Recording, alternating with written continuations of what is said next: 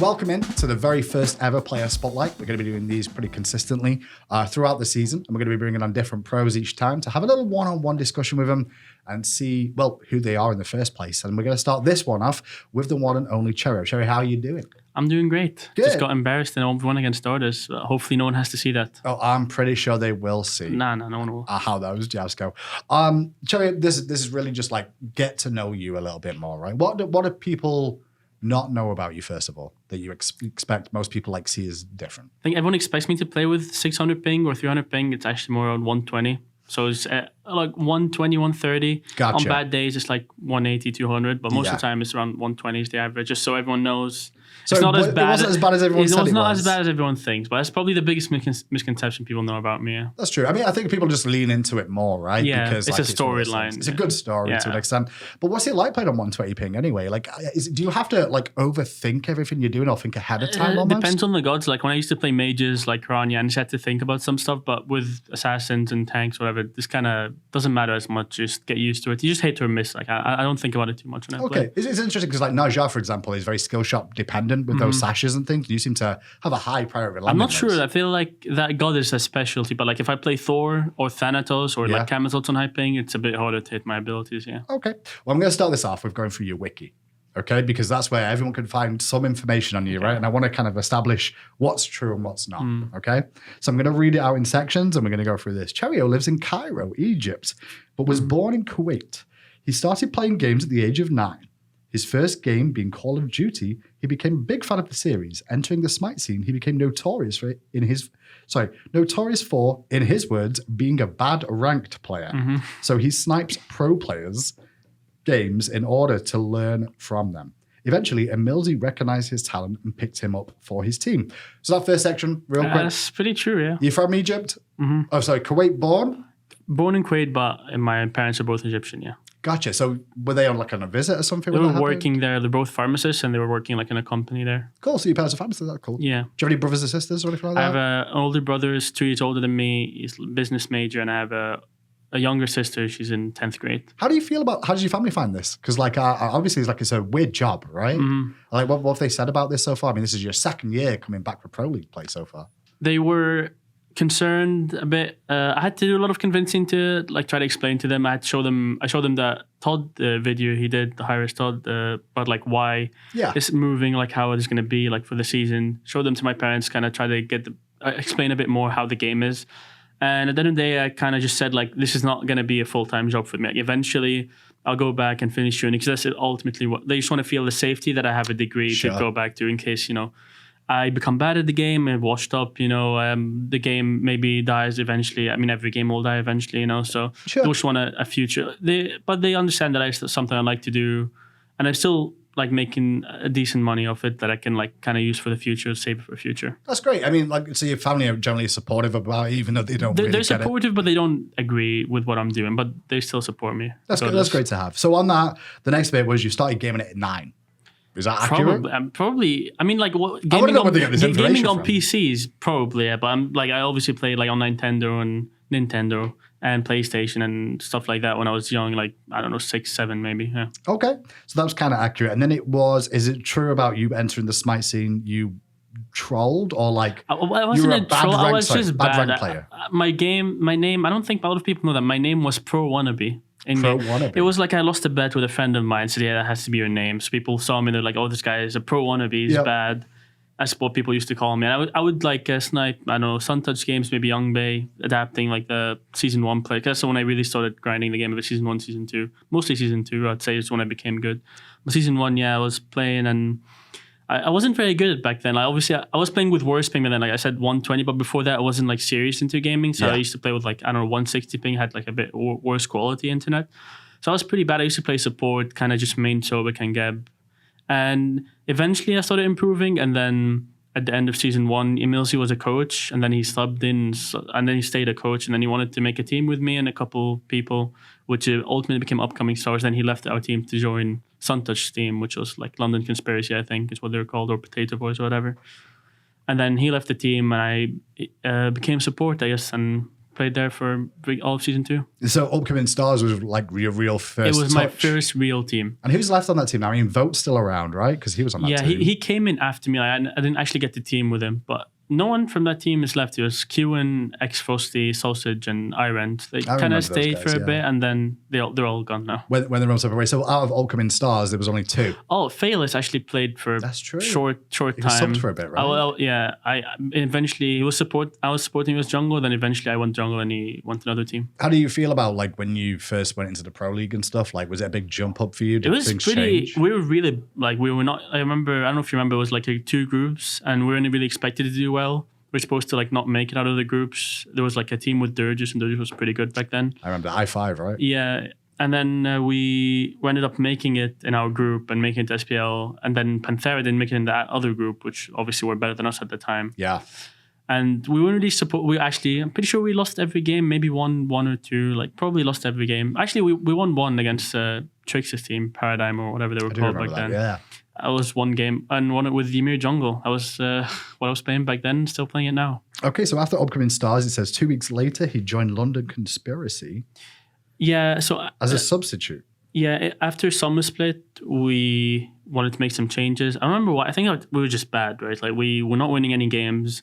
Wanted to make some changes. I don't remember exactly what happened. I remember like a couple people left. We got like Sayo in and Proxy, QQ, and then like I didn't feel like I belonged in the team anymore, so I kind of just left. Was that more like chemistry? It kind of changed? I didn't feel like I belonged in that team anymore. So I think the only actual player that was left from the team was Sausage. Everyone else kind of just left, and eventually. Then I just wanted to sub for LC. Because they were a good team. I had Shaggy, Shank, Suntouch. Well, not Suntouch. I don't remember who they had. I think Suntouch was They had Cherryo, Shaggy, Emilzy, and Snakeskin. They were good back then, the team. I was like, I'll just sub for you guys, try to learn. And then eventually he replaced Soggy Sandal for 4 sets at the end of SPL. Yeah, he had some 2. internet problems, I remember, and they asked me to sub in. I was kind of nervous, and I said, I guess I have to, right? And then eventually he had internet problems for a bit longer, so I played 1 more week than him. And then they were just like, they think I fit the team more, and I ended up playing with them. Okay, so that's what's down for your early biography. That's my first year of for SPL, the most basically. part, it's right. I guess it's not too bad. I mean, Yeah. I'm just gonna run through the list of teams you've been on: Upcoming Stars, London Conspiracy, Torpedo, Team Leftovers, Sanguine, Valent Squadron, Enix, Sanguine again, Elevate, Mouse Esports, Renegades, and now Spacestation Gaming. Yeah. Yeah, up to now. Best org so far. I was going to ask you about that because obviously you've been through a lot of different teams now. How do you feel about Spacestation? I'm pretty sure it's my best team, definitely my best org so far. They really take really good care of us and everything we need, really. And do you think Renegades was obviously a very good... I think like since Elevate, we kind of always could make it, but I think this is the year where hopefully we win Worlds. So next real question was like, obviously, how was your upbringing? What was it like growing up in Egypt? Like, was it? I guess gaming was gaming a big thing culturally? No, it was not a big thing. Like, I pretty much only played 1 game my whole life, and it was FIFA. Like that's all I did. Football, real football. Yeah, for the people out there that don't know that, yeah. Yeah, that's all I did. Like that's all my friends played. We just play FIFA every game, play each other, stuff like that. And then eventually, I kind of got bored of FIFA. I asked my dad to give me a PC. They said, not now, you have like school and stuff. Yep. Eventually I had to use we had a PC that was really, really bad. Like I used to play COD with like the first version of COD, which is called Call of Duty 1, came out in 2003. Used to play it like till 2010. It was pretty bad FPS. And then one of my friends was like, oh, there's a new game. It's in beta. I have a key. Do you want to play it? I said, sure. He played with me. That was SMITE? Yeah, that's SMITE. Crazy. Played with me 2 days. And then he didn't like the game, but I really liked it back then. I don't know. I would skip school to go home and play SMITE. Really? I was like in 10th, 11th, 12th grade. Do your parents know about that? Because no. I think they don't know, but I don't think they'll care now because I got good grades, so I don't think they'd care. Okay. But yeah, I was usually I finished school at like 4 and I used to leave at 12, go back home, just grind SMITE. But my PC was still bad back then, so I just played Joust v3 because he had good FPS there. Couldn't play Conquest really or Arena, like just because the map is small, obviously in dual Joust. So I used to play that, and then eventually someone's like, "Oh, you're good. Let's make a team." And then made a bad team, played some ranked, and eventually Millsy picked me up. Did you ever think this was going to be a real thing? No, never. Never. It's a weird like lifestyle, Yeah, even when I was playing Upcoming Stars, I never thought that would be a job. It was just like I'm just having fun. I just want to try to win games. Just that was all it was. I never thought it would be a job until we moved here, I think. Because do you feel like it's a job now, or is it still fun? Like, is it becoming a bit of a difference fun. now? It's still fun. Like, scrimming competitive is fun. And ranked is obviously not as fun, just because, you're not super tryhard, you're not trying to, not much to improve from, when you play ranked. But the game is still fun for me. Scrimming is fun, competitive is fun, yeah. What's the big difference then between like competitive, like SPL level or even like the SEC level versus like your ranked games? Because I don't think a lot of people really understand there's a big difference there. Okay, so for me, it's like very specific because I like to play other stuff. Right? I don't want to just play assassin like hyper carries and whatnot. And that's the way to win ranked. You play jungler, level 2 or 3, you gank dual lane, you back, you go gank solo, you get a kill, you go mid. Like people don't care when they die, right? Like no one's like, oh, I might get ganked here, I should be careful, I should ward, I should call for help, I need help with blue. Like people just complain, they die and complain. They ping you on the map. Oh, why are you playing Anubis jungle? Why are you playing Ymir jungle like noob? And the other guy's playing Baka or Mercury and he's just carrying because it's just how it works. Yeah. Mostly it's jungle. That's my experience in jungle, right? Like junglers will carry the game. And it's just boring. Like I don't want to play Baka and Set and Merc every game or like Susana. I want to play anything outside of the assassin type a bit. Try to have more fun. And it's not just fun. I'm not like trolling. I'm just trying to find other ways to play the game. So if I play a tank, surely like you play differently than you have an assassin. But the ranked is just, which is fine. It's how a game is. It's like you have a mage in mid, you have an assassin in jungle, you have a tank in solo. If you play something that's not a tank in solo, people will complain. It's just. So it's not, you don't really learn new stuff. You don't get to experiment. You just get to stomp people. Yeah. Like you get to get fed, be 10-0 and feel good, Okay. What was the game you remember the most? As in like the first like competitive game you played as Smite? What was it? What was the real standout for you? My very remember? Standout or like? Yeah. Both if you got both. Well, like where I played well? Or? Yeah. Like one that you were like, man, this was cool. I really enjoyed myself there. Like I looked like I was a good player. Looked like. Well, I mean, okay, you know what I mean. It must be the Personal game. opinion, It must be the game against Titan when I was London Conspiracy. No one really knew who I was back then. It was the first time I wasn't actually in Naja before then, but then I played Naja that LAN, and I was just playing really well. I don't know. It was like I started like doing. I didn't actually practice it before. I would like Sasha carry and then ult the other one. I just kept doing it to Atraxia and Prime, and they were like a really good team again. They were like runner-ups at Worlds, right? And then we won that game, and it's probably the most memorable in the beginning. Anyway, obviously there's a lot of games back then after that where I felt like I was like in playing really well, but that was definitely the first game. But the first, like ironically, my first ever game in SPL actually DC'd, and we lost because of it. Because you DC. I was playing Gap support, and I just DC'd my. I don't know if it's internet or power died because back then it was like the power would just go out randomly, like to save electricity, like it's not accidentally. So just power went out, I think, and we lost the game. That's crazy. That's crazy when you think back of all those games. And the fact that you remember them too is the most interesting thing. I remember most of my games. Like I remember, really? Yeah. Like if you ask me about any game, I'll probably remember it. I don't know how, but it's just. Is it just something that just locks in for you? Like, hey, this is like I remember after we won against Titan, we played Epsilon, who won Worlds, and we got 3-0 by them. I remember every god I played.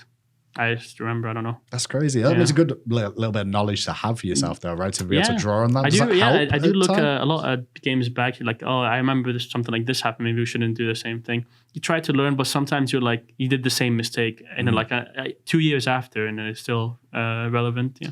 So, what's your favorite game of all time? All-time favorite game. Like, you had to put your money down of like, this is my game that I really look back and I go, I love that game. Obviously, it doesn't have to be Smite, But it can be. I don't know. I actually have nothing right now. I didn't really have a lot of good games. Okay. Favorite computer or console? Did you prefer consoles? Yeah, no. Prefer PC a lot more. Really? Yeah. You were console growing up? I was playing only on PlayStation growing up. Nintendo when I was very young, but then it was just PlayStation, and then definitely prefer PC. There's way more variety, I feel like, in what I want to do, what I want to play. When did you realize you were good at Smite, or do you even class yourself as good at Smite? Now I do, but I don't. I still sometimes don't. I doubt myself sometimes. Like I don't know, self-esteem, confidence issues maybe. But I started believing in myself a bit more. I'd say so. I did after, I think Enix. Like when I joined Enix, that was my first good team, I guess. Like Lobster and it was Lobster and like, oh right? yeah, like I replaced Cuba. Well, I didn't replace him; he left. But like I had the big shoes to fill with Cuba Fred. I was like, oh, I could actually be good at. But probably Sanguine is like when everyone started calling me good. I guess it's when I realized, oh, I'm actually good. When Sanguine was when we like won our group, well, got second in our group stage, and we had like that. I don't know. I think it was Guardian jungle meta. That's when I thought. Do you feel like it's more tricky as the time goes on when people start to recognize you as good? Does that put more pressure on you? Do you feel? Sometimes it feels like if you're like, let's say you're like a B tier player and you perform at A, everyone's like, oh, this guy's really good. But if you're like S tier and you perform at A tier, you're like, this guy's really bad. You know, that's kind of how it works, right? Yeah. I mean, the community kind of sees it that way, right? Yeah. So like, I didn't think I performed well at Worlds, but to my standards, you know, I still think I played well, but I didn't think I played amazing. Yeah. So, but everyone will say I played shit, you know, or like not everyone, there's some people, you know, so that's how it is. It's like, obviously, if you play, it's like Messi in football, you know, like he's like always the best player in the world. Yep. SS, you know, and then he performs at S plus or S1 game and like, oh, this guy is he's washed up. Yeah. And I think that's a lot. I think I said that about you at World too myself. I was kind of like, hey, in Cherryo standards, I think he underperformed to the standard we've seen Cherryo do. But I don't think necessarily like you performed like bad consistently because of that afterwards. Definitely an interesting one. What other games do you play? Like what else do you play CSGO, when you're not playing Smite? FIFA, I still play FIFA. What are you doing in CSGO? What rank are you? Do you play rank? I don't know my rank. I think it's LEM maybe. I actually don't know what they're called. I just know it's black. Like still play FIFA? Rank. Still play FIFA, play Ultimate Team, you know. It's a bad game to play. It's not very good for your mental health, but I still play it. Why? It's people try to tilt you. Yeah? Yeah, they like watch random replays. They like start shushing after they score, and like I just want to play. Just get this over with. The replays are always like just skip them, right? I get that. I think that's it. I play League sometimes, League of Legends. That's mostly it. Mostly CS. Like play with a lot of your friends. Okay. Do you have any hobbies or interests away from gaming at all? Like, do you get up to much outside of Smite? Yeah, like, I mean, I go to the gym every day. I don't know if that's considered a hobby. I think people can start to see it as a hobby. Yeah. You're really like, you know, you're shaping up to be a very stoutly young man now. I'm trying to follow in the footsteps of a couple other pro players. You know? Has that kind of helped with like seeing other pros that have really been doing it too? Seeing Mike and Scream and adapting also. I don't think adapting shows it off, but he's gone in buff, Fred as well. Like everyone's kind of, it's just suddenly, I mean, it's not a coincidence, right? Like it used to be everyone wasn't really into it and suddenly everyone is, you know? So it definitely helps. Other than going to the gym, I'm trying to learn more cooking stuff. Like I'm trying to be a good cook. I am very, very, very bad right now. Yeah. But I'm watching like videos, trying to learn how to do more stuff because I was eating very bland last year. It was just like chicken every day. And that's America too, right? Like they love their chicken over here. I just got a bit bored and then I want to try to learn a bit more stuff now. Yeah. Cool. Okay. Who has been your favorite player to team with? That's a hard one. Yeah. Because I played with Nika for like 3 years and Doris for 3 years as well. It's definitely but it's definitely between one of these two. I think they both have their pros and cons. You know, like I love them both, obviously. If I had to play with one of them, okay, I shouldn't say that. That's a bad one. No. I think you could. I mean, because then everyone's like, if you kick like off the team, I think I'm closer friends with Nika and Doris. I'm really close with Doris, but Doris is a bit like he likes his French friends a lot. Like, and you don't really get to see him as much. Gotcha. As I'd like to. Okay, that makes some sense. Yeah. Why do you like teaming with those guys? Like, why are you their favorites to team with? Well, they understand me. You know, like they know how I am as a person, and they don't mind it as much. Mm-hmm. I just like their personality a lot, even though Doris is a bit of a pain in the ass most of the time. But I like him. Yeah. I think that's one thing like a lot of the viewers of Smite like might not realize is how important chemistry is between teams, you know, of like whether you guys get on behind the scenes or not. How big of a difference is that if you get on with people or not? Yeah, like if I couldn't talk with my teammates, like right now with my team, this is what I like the most. I can talk with them about anything game related or outside of the game. Like I feel like I can talk to them, you know, that's something I lacked before with other teams, you know. I just don't think I can talk to that person and try to understand their point of view or understand my point of view, Smite or non-Smite related, you know, just they understand how I am as a person, basically. Oh, that makes a lot of sense. Next question for you. Did you look up to any of the pros in the scene when you were coming up? Yeah, like of course. Who were the ones you looked up to, you know?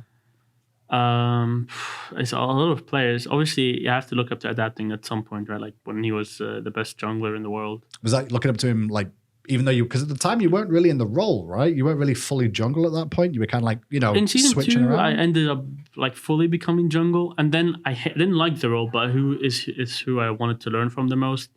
I think I did look up the Scream a lot last year because I just liked the way he played, you know. What was it about his play that you liked? Just full damage, you know. He doesn't give a f, you know. Yeah. Yeah, I did. Like, I do think it's a like fun play style, but I don't think it's like relevant to I don't think it's the way you should play. Obviously, different opinions, but when I was support, I looked up a lot of supports, like PBM definitely. When I was support, because I was support for a lot of different times. Yeah. Not like I wasn't fully committed. When I was mid, looked up Diamond for sure. Because I played jungle, mid, and support, but for in jungle, I think mostly Kenneth. Yeah. Do you still feel like you Twig as well? Can't believe I didn't say Twig. There's so many players. Yeah, it's okay. tricky, if I had right? to look up the most, probably Twig. Like, is our playstyle a bit like we think about the game the same way. So did talk with him a lot about the game sometimes, and I tried to took some pages out of his book. But eventually, like, kind of started developing my own playstyle. It wasn't more like him anymore. It's kind of more my thing. Oh, that kind of makes sense as time goes on, right? Yeah, like eventually you start to see like, oh, like, I know he sometimes some things he thinks is wrong, and now okay, I think this is right, or like just different. Yeah. But I used to like believe like, oh, he's doing the right thing, you know.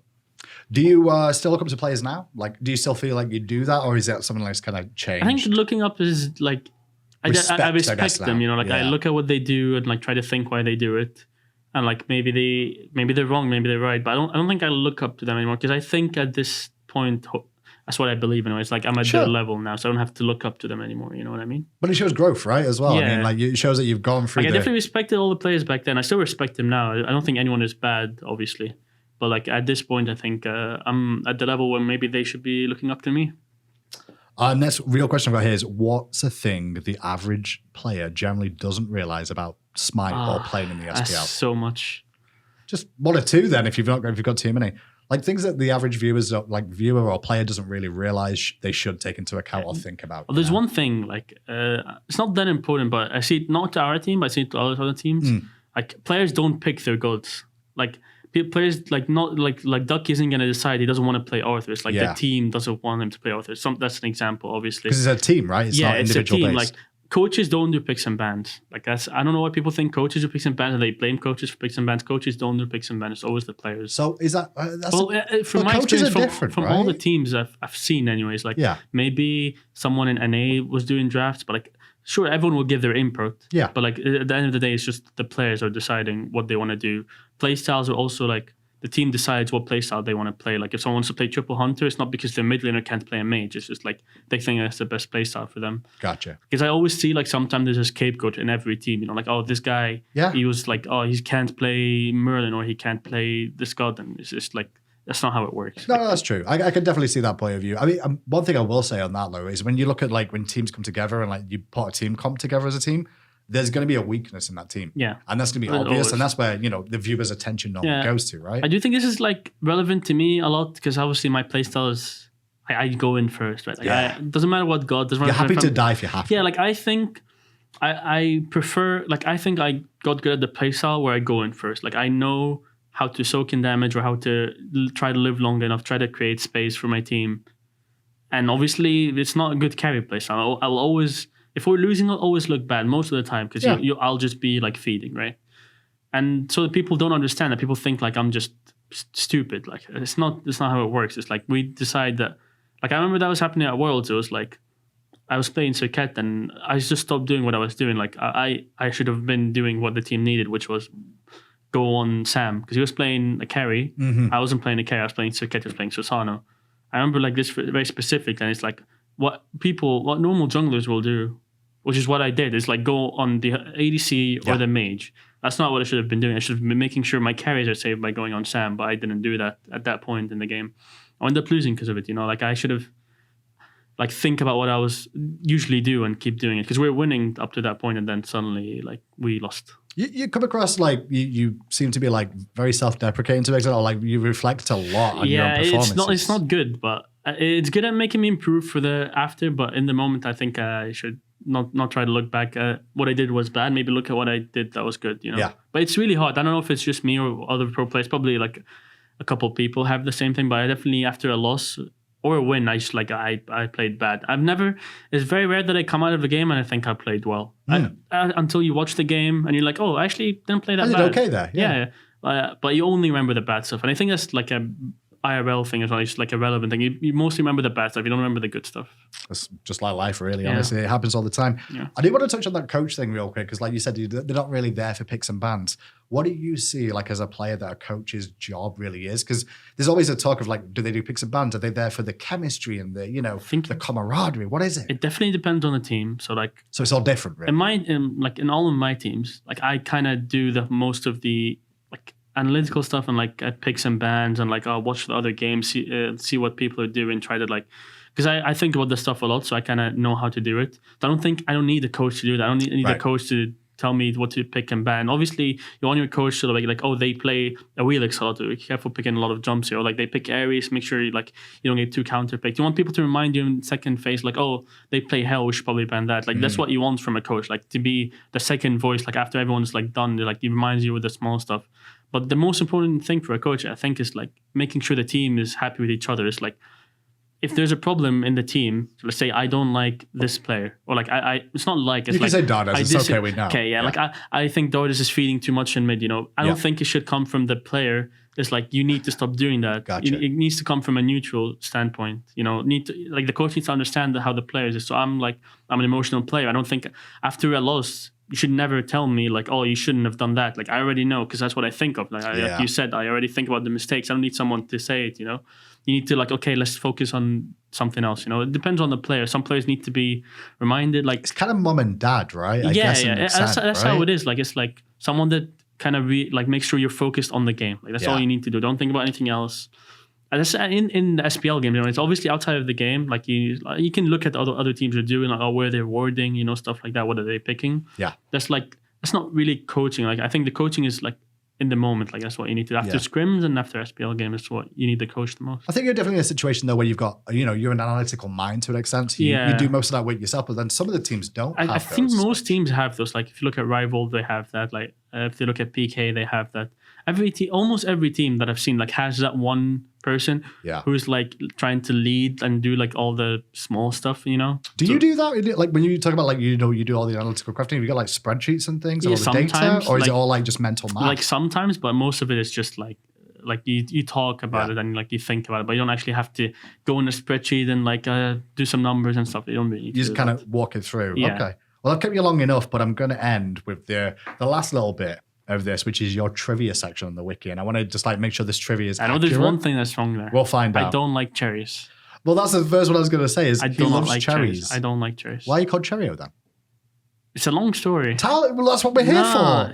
Tell the story. Okay. It better be too rude. I had a friend. Okay. The nickname was Cherry. Yeah. Basically, and I lost a bet, and you had to choose your name as your in-game name. That's the short version. What the bet? The bet was, it doesn't matter. But what was the bet? I really want to know. Why? No. Why? I don't want to say. What was wrong? What was it? It's personal. Was it a terrible bet?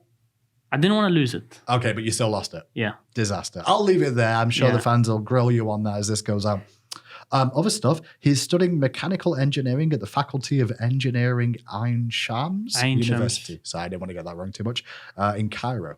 Was that what you were doing? Not mechanical engineering. It's biomechatronics to be specific. Oh, okay. Yeah. So like working with robotics, basically. Yeah, robotics, prosthetic arms, limbs, stuff like that. Yeah. Is that something you're really interested in doing? Yeah, I really want. Like I like that. I wasn't mechatronics in the beginning, but then I kind of just wanted to go to biomechatronics. Mechatronics is like, I don't know, industrial stuff and like maybe cars. It depends what you want. So I kind of went into the biomedical side. Okay, that's interesting. That's the plan for you in the future, right? Yeah, like that's what you're talking about. I basically have like a year left in my uni, and then I'm done. Okay. Like on my degree, hopefully, anyways. That's cool. I mean, by how it's going, it should be good there. You own a cat named Douglas. I did, but he passed away. Awful. He once owned is what it needs to say. Poor Douglas. He was called Douglas though? He wasn't, but someone called him Douglas, and it's just stuck, I guess. It's stuck. What was its name? Candy. Candy. Yeah. Big change between Candy and Douglas, that's for sure. His PC, you ready for this one, is notably low quality, rarely reaching 40 FPS. Due to his residence in Egypt, he typically has over 200 ping in game. In face of these obstacles, he has been noted by players and casters to be the Lanimal, meaning a player who does exceptionally well at LAN events, although they may not usually do well online. I think this is definitely like a season 2, season 3 week.